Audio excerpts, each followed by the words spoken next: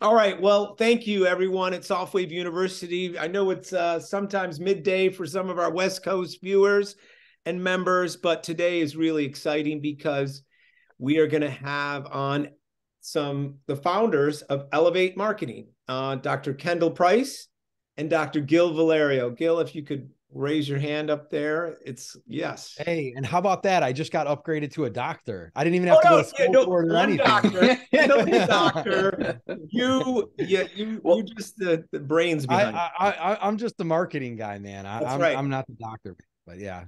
I'll take it though. I'll take the title. It sounded good, Dr. Gill. I love it. I love it, Dr. Gill. But here's the beautiful thing is I love the story of how you guys connected because you were a patient at Dr. Kendall Price's office. And Kendall, you're outside of Chicago, right in downtown. yeah, we're in the very far western suburbs of Chicago. If you talk to anyone from Chicago, they tell you we're not in Chicago. Wisconsin.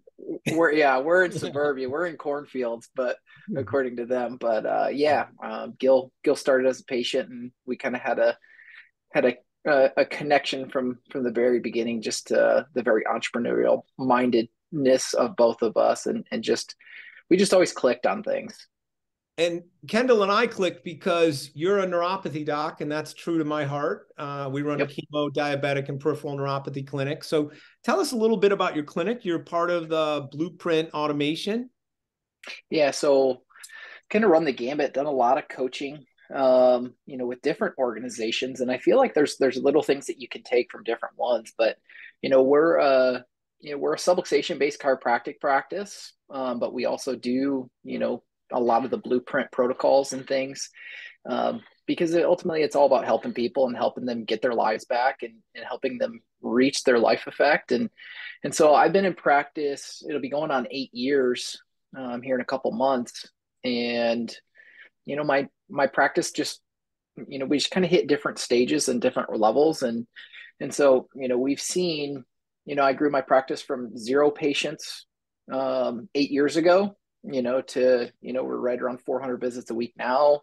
We're doing 6 figures a month in the practice, and so it became a kind of a natural progression to say, how can I continue to help in the profession even more, to help other doctors to be successful, and to help them attain a level of success that they're after as well.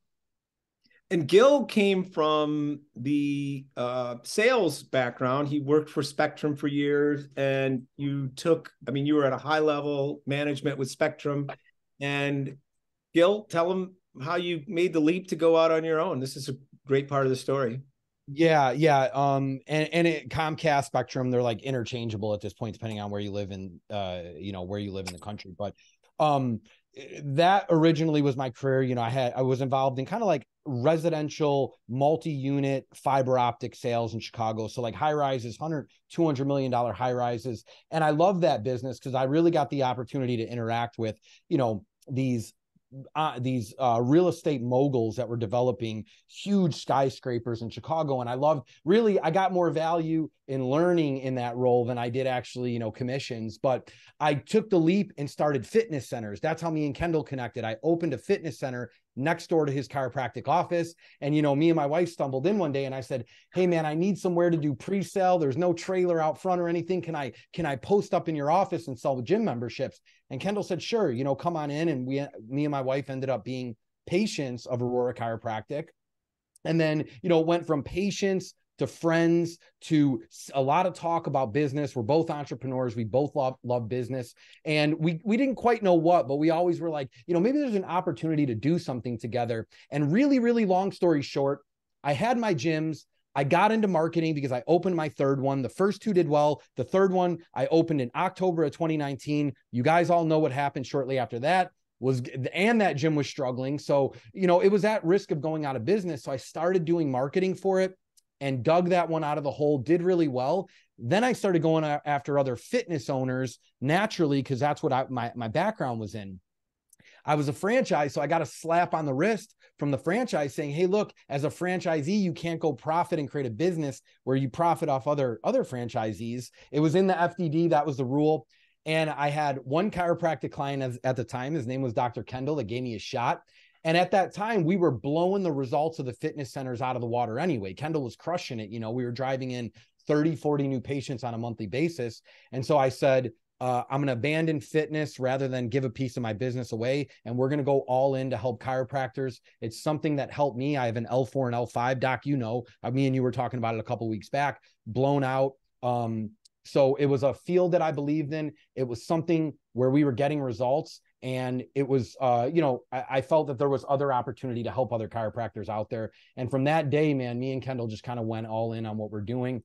And, you know, that led, it started just as general subluxation based chiropractic marketing. And then it was like decompression and then neuropathy and then soft wave and then weight loss and kind of all the different niche services, which I absolutely love, by the way, from a marketing standpoint. There's riches and niches.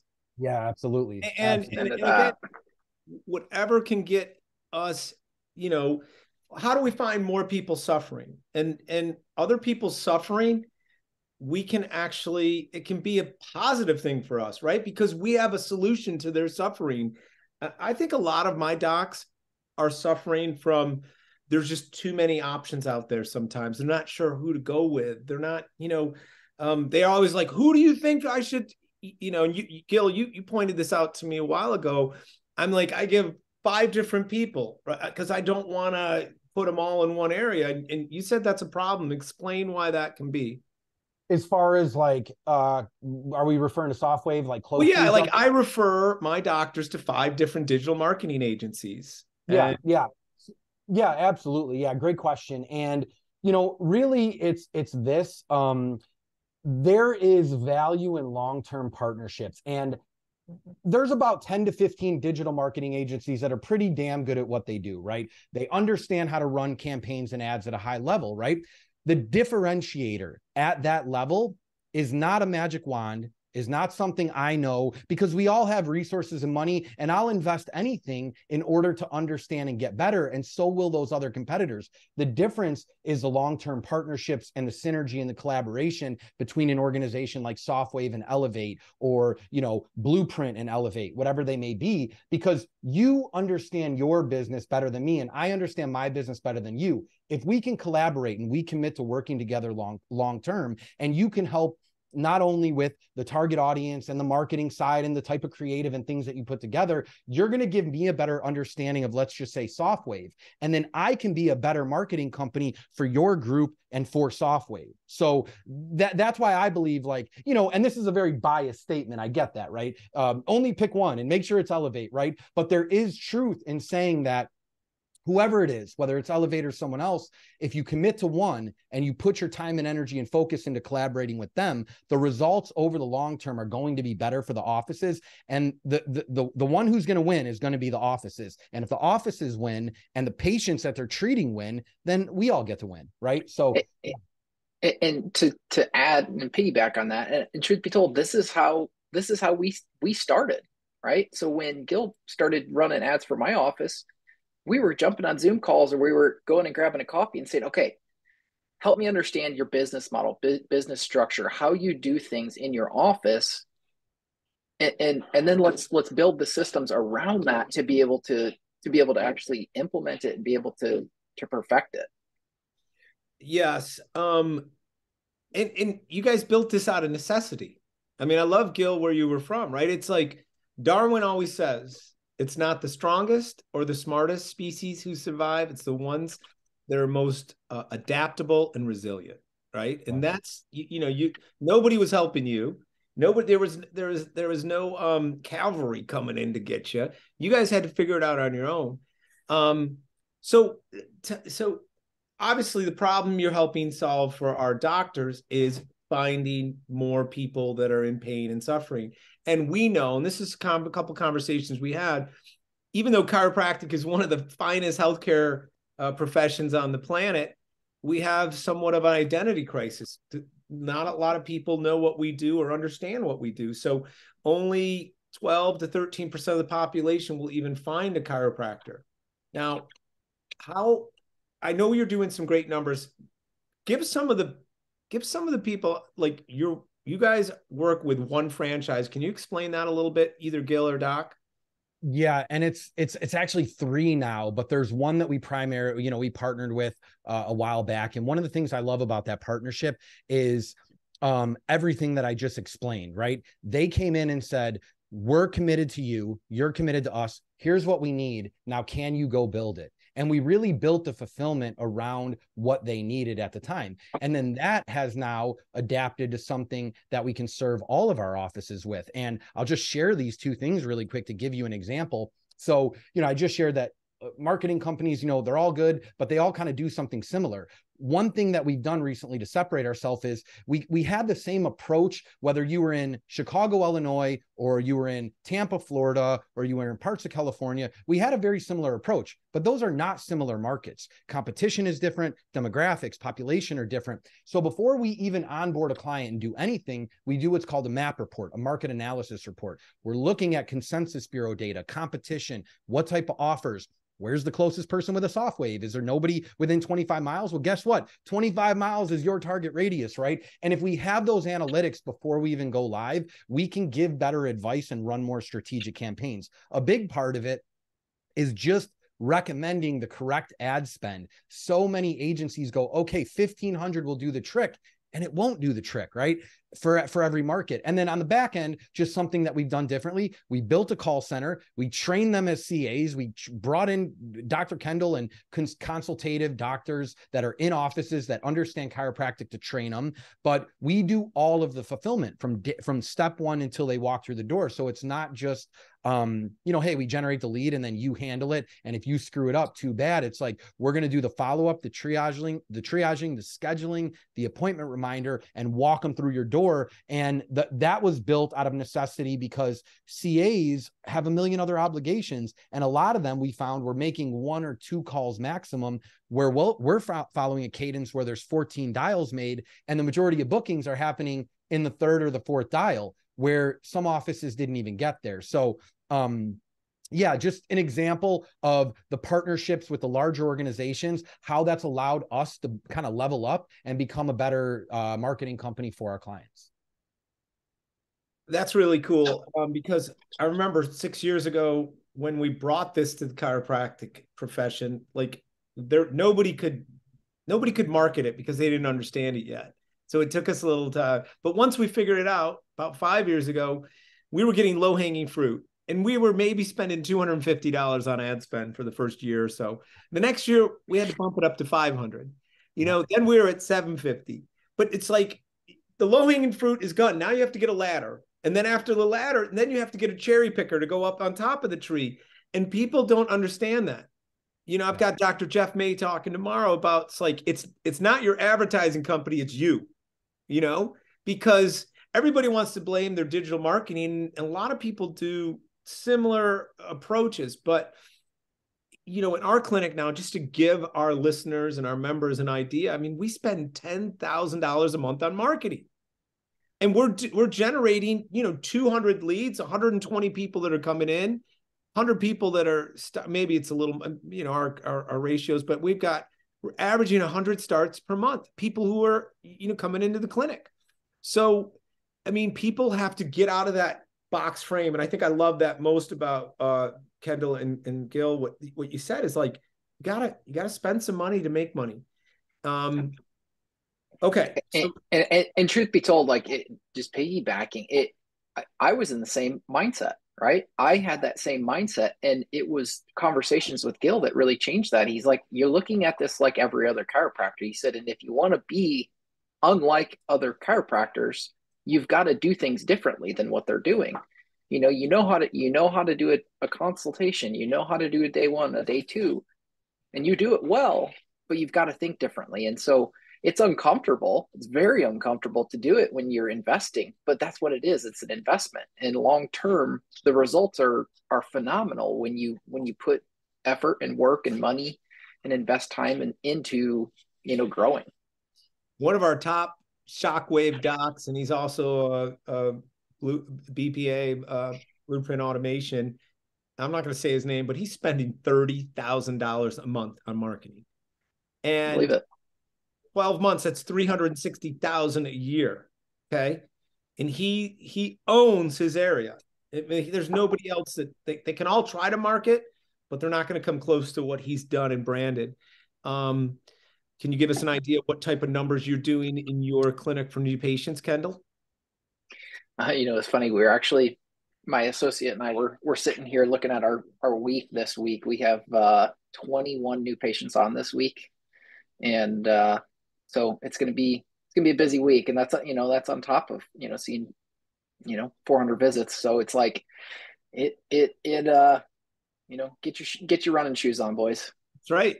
And that's the way, and that's where you develop it. I mean, we have 4 chiros in our clinic, 2 of our devices, and we have the saying, always be leaving. Like give your time to that patient while you're there. They'll say, oh my God, you got so many patients today. No, nope, I'm just with you today. But you've got that 10 to 12 minutes to make that impact with our software visits. And I think that's important, right? It's not about how much time you spend. I think the younger doctors screw this up, that they think they have to make a 25 or 30-minute visit to justify what they're charging, but it's the results that the patients want. And that's exactly what doctors want with their ad spend, right? So we can talk about ROIs. Gill or Doc, whichever one would like to answer this. Where do you okay, we see the past trends, right? During COVID, a lot of people, they sucked up they didn't spend any money, right? They went into this little hole. So where do you see right now, Gill, maybe currently and the future? Where do you see the trends in marketing? Yeah, I mean, AI and ChatGPT is going to be huge, right? Whether it's ChatGPT or just other AI. And, I have robust call center teams built within my organization that fulfill and book so many patient appointments on a daily and weekly basis. But I've had very transparent conversations with them, and we've integrated ChatGPT fully into our nurture system. And I said, I want to be real with you guys. If there comes a day that AI is outperforming human interaction for booking, and the cost is a fraction or zero compared to what it costs to hire an agency like us that can deliver on a full service call center. I mean, look, that's a beautiful thing for offices, but I've had to have a real serious conversation with my team. Where am I going to reallocate 40 different call center agents? So I think I believe that the best agencies that understand the technology and can leverage it for their clients and their partners, Softwave and all of them, are going to do amazing things in the future. And those that think that AI is just a fad and going to go away, they're going to go away. So that's one obviously that has to be acknowledged. And I think we've already talked about one of the other biggest one, and one of the biggest trends is that there is statistics, like you, Doc, like Dr. Kendall, like our large franchise partner, that now has data and statistics that can back up very high ad spend amounts with numbers, right? When that trend, when other offices either understand that, again, I feel like those are going to be the ones to double down and leverage digital marketing at a high level and continue to grow their practice. And the ones that either think it doesn't work, have had a bad experience, or just don't have the guts to put a little bit of money in there month to month and see what happens. You're I don't want to play doomsday scenario here. I'm not saying everyone's going to go out of business, but you're going to forfeit a significant part of the market share to your competitors if you're not willing to invest what they invest, period. You gotta keep up with the Joneses, and that's the trends, and especially hit the numbers that we want to maintain. You guys are really great at connecting with your doctors, learning. Everybody's out there touting the next best, greatest thing, and I think you guys are just putting the numbers on the board, which I like, and you're doing it on a high level. So that's pretty cool. What do you see? The average chiropractor is doing about $45 an adjustment. My Softwave doctors are averaging about $125 for an 8 to 10 minute procedure. Time is money. Time is new currency.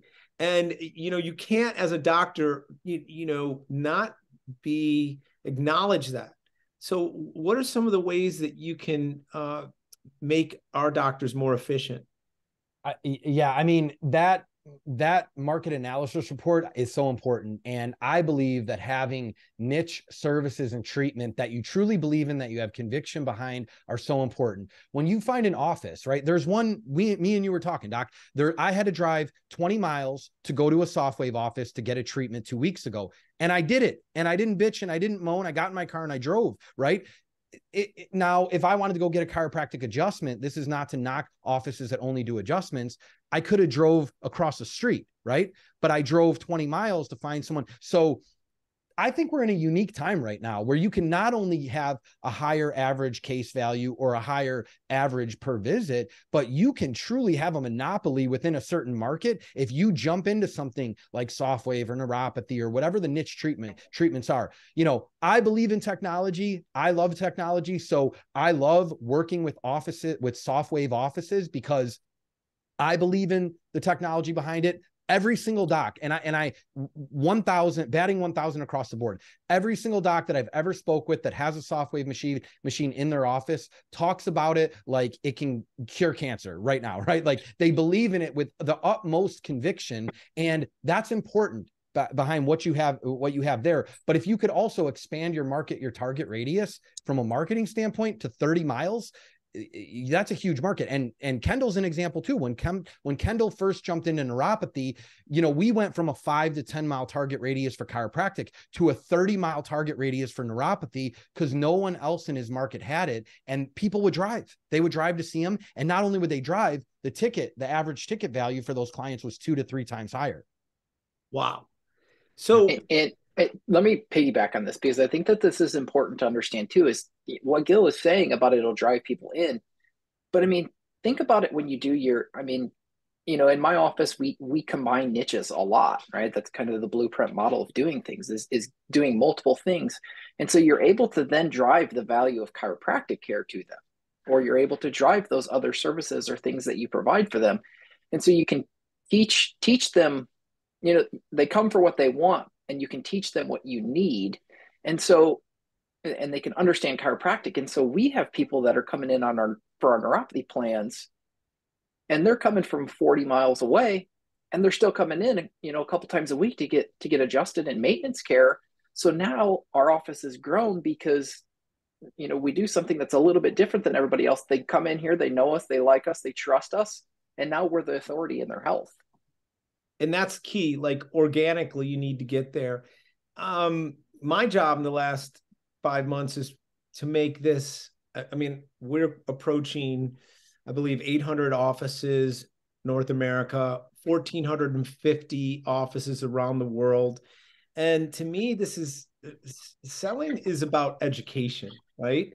It's about being transformational with your client. And not so much transactional. I think people get like, oh, it's this for that. It's not. It's about investing in technology. And most of my doctors that I've spoke to over 3,300 doctors in the last 6 years.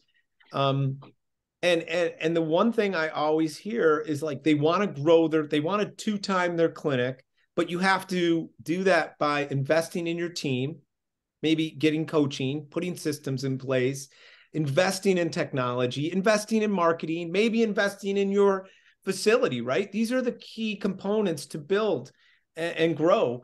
And, it's like, yes, you have to have money to make money sometimes. And I want people to understand that. You guys aren't going to be the cheapest, right? That's not who you guys are, but you're going to give them an experience as well. And your retention rate, tell us a little bit about your retention rate with your clients. Yeah, I mean, and the first thing I would say is, we are the cheapest probably because we generate probably the highest ROI based on the fulfillment we've delivered. And one of the beautiful things about working with chiropractors and SoftWave is the average case value per patient is typically pretty high.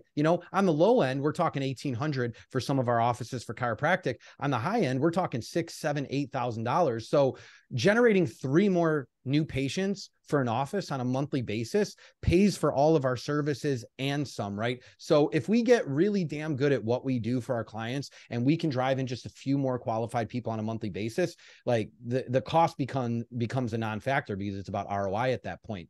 We're fortunate from a attrition standpoint, retention standpoint, because we've partnered with large organizations, which at this point, if someone asked, hey, what's Elevate's unique service proposal, unique selling point, I would say we partner with large organizations and we build services that they need before they even know that they need them, right?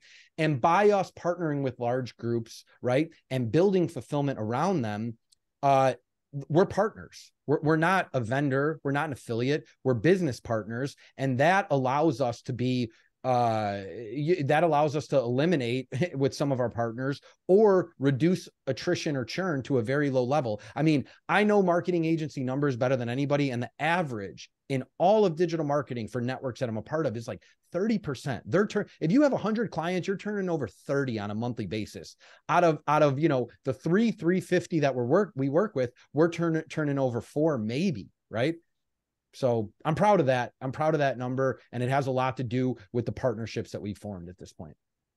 Well, you were approaching our 30-minute mark. I tell you what, I mean, the AI and the chat, how do you say it? GPT. Yeah, GPT. Yeah, I mean, I think we could have you guys back to do a whole class on that in the next month or so, because from an old white guy, and it's, thank God I can use like my texting and internet skills. But yeah, I see it, right? I see what they can do with just a few words that you put together, a thought process, and how it generates an actual blog or a new, a new message that you can send to your people. Can you expand on that a little bit? I'll blow your guys' mind really quick in a minute here, right? We've taken ChatGPT, we've trained it to be the best possible CA with a command prompt, right? Everything, if you were to hire a CA today and you were to explain to them how to be the perfect CA, we've developed that command prompt, we've given it the command prompt, and then the second part of it is we've given it a knowledge base, right? So it understands all the Q&As and everything it needs to know about Dr. Kendall's office, right? And then the last part of it is an emulator that we created. And what we do in the emulator is we take 40 employees, 50 employees that communicate with it on a daily basis. And every time it says something stupid or silly that doesn't make sense, we correct it in real time, send it back to the AI bot so that it understands how to reply to that type of message next time. I can tell you, as humans, we're lucky if we can get a fraction of a percent smarter on an annual basis. And most of us get dumber on an annual basis. This thing can get 10 times smarter on a weekly or bi-weekly basis. So it's mind-blowing. We're only at the tip of it. It's cool. It's fun, but it's also pretty damn scary, some of it. Yeah. That is wild. It's auto-correcting. You guys are, through the prompts, helping make those corrections. And that's one thing, even before our listeners even think about spending money on marketing, number one, they've got to fix their phones.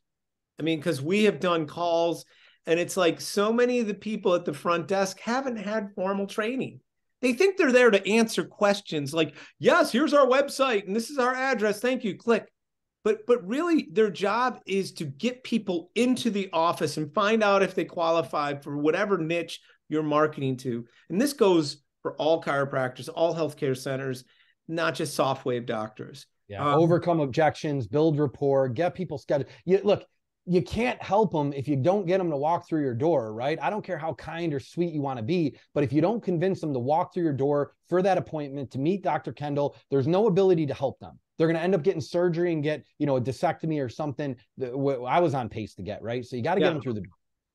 And again, once you get them in the door, Kendall's such a nice, gentle guy. He just wins them over with love. I think that's chiropractors though. Right? I mean, chiropractors we all got it. 99% of us got into this profession because we either had an experience with chiropractic that changed our lives, or we know someone that had that happen. Right. And so we just got to get them through the doors. And that's what we built the systems around in our call center. And we're building AI. And it's like, I'm going in there and typing out 100 questions. And I'm like, okay, what could someone possibly, and it's like, I try and break it and it's hard to. Mm-hmm. It's hard to break it. Right, yeah. That's pretty cool. And the thing I noticed after 28 years of running clinics, my front desk people, they need to be trained every month, every 2 weeks, every 6 weeks. Because if not, they go for the least resistance, and they go back to what's comfortable for them, which is like, okay, yeah, call us when you want to come back. But no, I mean, it's about, if a patient leaves our practice without an appointment, they're no longer a patient. And that's what it's like. You have to work 3 times as hard to reschedule that person. So again, fix your phones before you, and then invest in your team, invest in training, invest in marketing, invest in technology. Dr. Kendall and Gill, who's not a doctor, but he stayed at a Holiday Inn over the week. No, he stayed at so thank you, guys. I got to meet you both through the Remarkable Practice. Shout out to Steve Franson, who's running an amazing organization, right? Some of the finest docs. And I love getting to interact with other doctors and agencies like this. Any questions? I'm looking in the chat. Yeah, they wanted to know, one of the questions to you, Kendall, was, are those 21 new patients just chiro, or are they neuropathy, chiro, PI? That's both, but Okay. I look at every single one of those patients. I mean, about half of those are neuropathy patients. So I had two this morning. But yeah, I mean, but a lot of those end up converting to chiropractic care because we combine niches with just about everybody. Because let's be real, who, when they come in for a soft wave or a neuropathy or a weight loss, couldn't deal with having their power turned on, and the power that made the body heal the body, added into the services. Well, that's excellent. Gentlemen, and everybody who showed up today, thank you. I'll list this on our Softwave University. Gill, I'll also send you a invite so that you have some access to us. And I want to just say one last thing. You don't have to answer it right now. You can actually answer it in our chat as well. But it seems like there's certain parts around the country, and one of them is like Boulder, Colorado, and New Jersey, Connecticut, New York. Why does some marketing just not work in certain parts of the country? And I'm going to give that one to Gill, and you've got 2 minutes to answer that. It's just, the short answer is it's the competitive landscape, right? It's a competitive landscape. Are there general similarities in certain markets that could be driving in, higher CPL, less engagement, different usage patterns with social media? Yes. But the main factor that we've determined is competitive, right? You're talking about Colorado, parts of Boulder, where franchises popped up all over, right? Where I know those are clusters of franchise locations, also where there's a belief behind digital marketing. So Chicago is another one. Chicago's super competitive. Colorado, super competitive. Florida so far has been a phenomenal market with us. There's competition there, but there's enough geography to where it works well. So that's the main thing, man. It's competition, right? And it doesn't mean it's a losing equation or not going to work. It just means that you have to be more aggressive, as we kind of talked about earlier. Awesome. All right, I got to take my dog for a walk. Thank you all. Appreciate it. Yeah. And we'll look forward to working with you guys. And if some of our members want to reach out to you, what is the best way to work with you? And maybe I can put it in the chat as well. Yeah, either just, hit up Dr. Matt and he could make a connection. And if he's a busy guy, so if you want to skip over, you can just send me an email. It's Gill@goelevatemarketing.com. It's GILL, Gill@goelevatemarketing.com. We love Softwave offices. It's one of the most fun things to market right now. And we're getting great results. So we'd love to meet with you guys. Well, thank you for sending the doctors into us as well that have now become Softwave doctors. And I appreciate it. It's a very synergistic relationship. All right, docs, go out there and change that world. Much appreciated. Talk to you guys soon.